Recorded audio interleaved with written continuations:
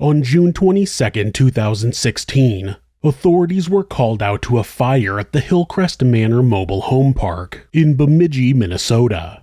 Once the fire was under control, the body of 35-year-old Melissa Norby was found inside.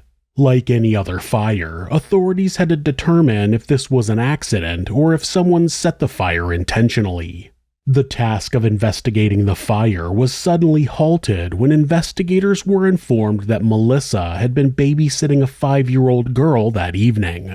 The mobile home was searched, but there were no signs of the child's remains. The fire investigation suddenly became a search for a missing child. This is Monsters.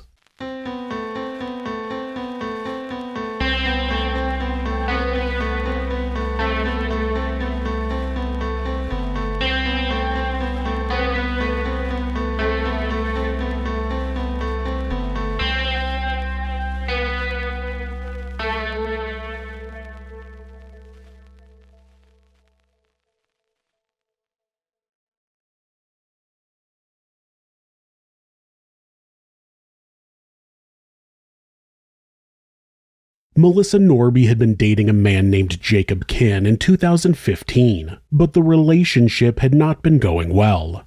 In May of that year, Melissa's cousin said that she talked to her on the phone and Melissa described getting into a fight with Jacob. She told her cousin that Jacob ended up punching her and then raping her against the back of her car. Her cousin encouraged her to stay away from the violent man and the two did end up breaking up. Before he dated Melissa, Jacob Kinn had a history of targeting children for sex. In 2013, he was convicted of 4 counts of possessing child pornography. Despite being in the middle of that trial, Jacob posted an ad on Craigslist looking for young girls to pose for pictures. The ad said he would pay $150 an hour for a minimum of 1 hour for the girl to wear quote-unquote skimpy outfits. Jacob ended up being sentenced to 5 years in prison, but instead of locking up a child predator, the sentence was deferred in exchange for Jacob spending 65 days in county jail and not violating the terms of his probation, because child predators always change their ways, right? This conviction meant that he shouldn't have been around Melissa since she had a son and Jacob wasn't supposed to be around children. That didn't stop the relationship, and it seems that Melissa had a history of dating sex offenders. Her son's father was a registered sex offender in the state of Nebraska, having been convicted of third-degree sexual assault. She was married after that to a man who was convicted of indecent exposure not long before they got divorced. Melissa's family would say in an interview that she had low self-esteem, which clearly affected her love life. Her desire to be liked made her lower her standards significantly. After the physical violence and sexual assault Jacob had carried out against her, Melissa finally called things off. For about a year. It seemed that the two had reconnected and were entertaining the idea of kidnapping a 5-year-old girl that Melissa regularly babysat. Text messages between Jacob and Melissa showed plans to have Jacob kidnap the girl, and then Melissa would call the police and claim she was assaulted by an unknown person before the kidnap occurred. On June 22, 2016, it's unknown exactly what happened, but it seems that something went wrong with their plan. Melissa's mobile home was engulfed in flames, she was dead, and the little girl was missing. Melissa's son had been out of town staying with her cousin, so authorities knew he was safe, but a frantic search for the 5-year-old began. While that was happening, the medical examiner determined that Melissa had not died in the fire, but had actually been strangled with a belt. Authorities learned about her relationship with Jacob and wanted to talk to him, but had trouble locating him. When they found out he was still on probation from his earlier child pornography conviction, they had his probation officer call him into his office.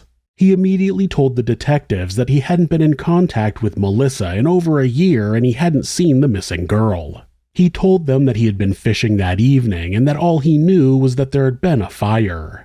Investigators ended up getting a search warrant for his cell phone location, which placed him in Big Fork, an area nowhere near where he said he had been fishing.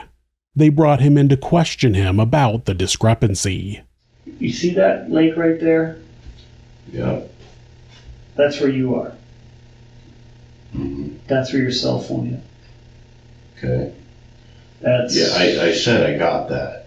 Okay. I just wanted to show you the map, a clear picture. So that's, you know... Yeah. And their cell phone tower is closer to that it should have pinged off of. Yeah. Okay. No, I said I got that. I don't know how that would have happened, but yeah, I wasn't in Big Fork. I had no reason to be in Big Fork. I don't know why, it pinged off the Big Fork tower. I have no reason to lie about where I was tonight. By then, detectives had also been told by multiple people who knew both Melissa and Jacob that they were back together. Jacob claimed that they were all wrong. People who didn't even know each other, like Melissa's cousin and Jacob's coworker, said the same thing, but they were both wrong somehow. The investigators clearly know that Jacob is their most likely suspect, so they continued to ask him where the girl was. Siffer, I don't know where she's at. But you I don't have her. They're closer. You're insisting that I have her or I know where she's at. I am. And I don't. Okay. I've told you my whereabouts. The only thing that's sketchy is where I was tonight. And that's the big issue. Yeah. That's a huge issue. I can't explain that. I told you where I was. And that's our worry. Jake, if you did something to this little girl, that wouldn't happen. Why? Because I don't have her. I didn't have her. I wasn't there. That's why. Okay. I told you where I was, except for the sketchy detail about tonight. Why are you questioning me? Jacob is one of the many people who just deny involvement and hope that that will be enough. There could be evidence on him. There could be evidence on Melissa, the girl, or a gas can found at the scene, but his plan is to continue to deny everything and hope they don't get enough evidence to prove he's guilty. His cell phone has already put him somewhere other than where he said he was, and he's just going to throw up his hands and claim that detail is just a mystery. I guess we'll never know how that cell phone data put him in a completely different place.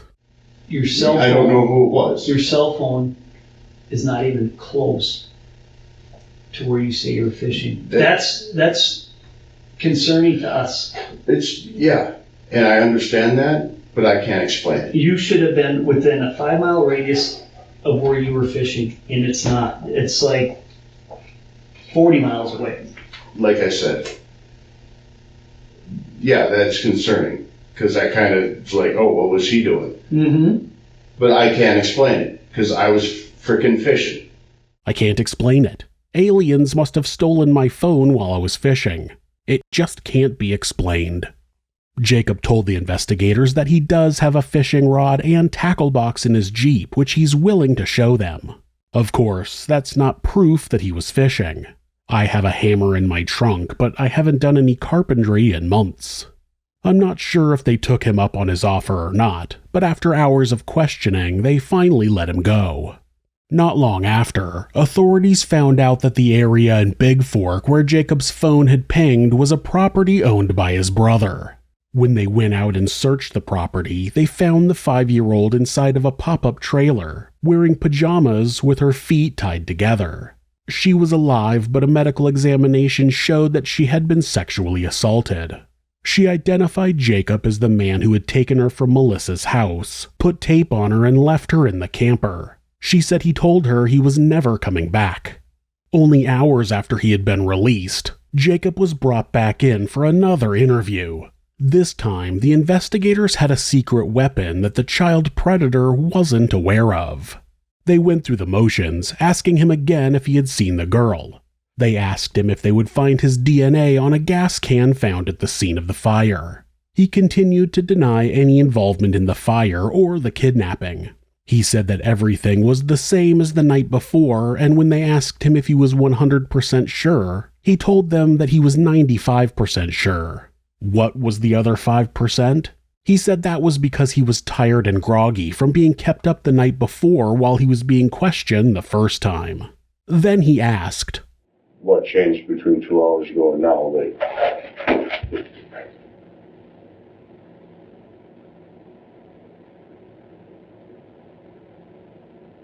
Is that the 5% that you're talking about that you're not sure of? Now, Let's start over. What do you got to tell us?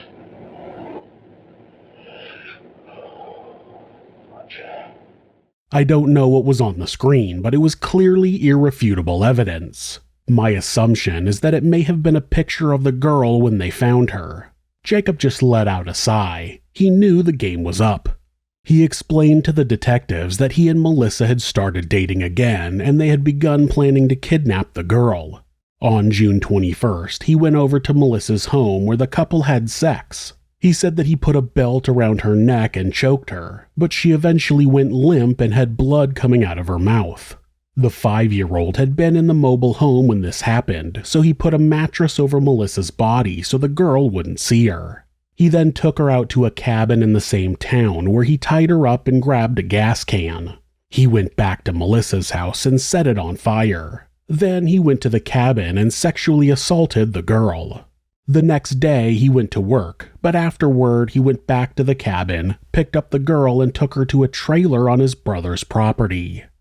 On October 5, 2016, Jacob was found unresponsive in his cell. He was transported to Sanford Bemidji Hospital where he was treated for an albuterol overdose. The following month, Jacob stopped being able to feed himself and his mother said she was concerned that his behavior had changed. His lawyers then said that he was either refusing or unable to communicate with them and was urinating in his pants. He was eventually evaluated by a psychiatrist and determined to be able to understand the charges against him. The doctor confirmed that he was also able to communicate with his legal counsel. He was found competent to stand trial. After his attempt to get an insanity ruling failed, Jacob Kinn eventually pleaded guilty to second-degree murder, kidnapping, and criminal sexual conduct. Aggravating factors were added, including mutilation of a body and that the murder happened in the presence of a child. He was sentenced to 52 years in prison. Jacob Kinn was not only a child predator, but he was an adult predator as well. He poses a risk to everyone who comes in contact with him, and now he's locked away from the public, where a monster should be. If you're the victim of domestic abuse, please reach out to someone for help. Please talk to your local shelter or call the National Domestic Abuse Hotline at 1-800-799-SAFE. That's 1-800-799-7233. Or you can go to thehotline.org to chat with someone online. This website is set up so that, at any time, hitting the escape key twice will take you to a Google search page. That way, if your abuser is nearby, you won't get caught seeking help. If you're having feelings of harming yourself or someone else, or even just need someone to talk to, please contact your local mental health facility. Call 911 or call the National Suicide Prevention Hotline by simply dialing 988 in the United States. They're available 24 hours a day, 7 days a week, and will talk to you about any mental health issue you may be facing. If you are a member of the LGBTQ+ community and suffering from discrimination, depression, or are in need of any support, please contact the LGBT National Hotline at 1-888-843-4564 or go to lgbthotline.org. Thanks so much for letting me tell you this story. If you enjoyed it, subscribe on whatever platform you're on, hit like, rate us, or leave us a comment. You can check out our other show, Somewhere Sinister, on YouTube or anywhere you listen to podcasts. If you'd like to support the show, check out our merchandise at thisismonsters.com. The link is in the description. Thanks again, and be safe.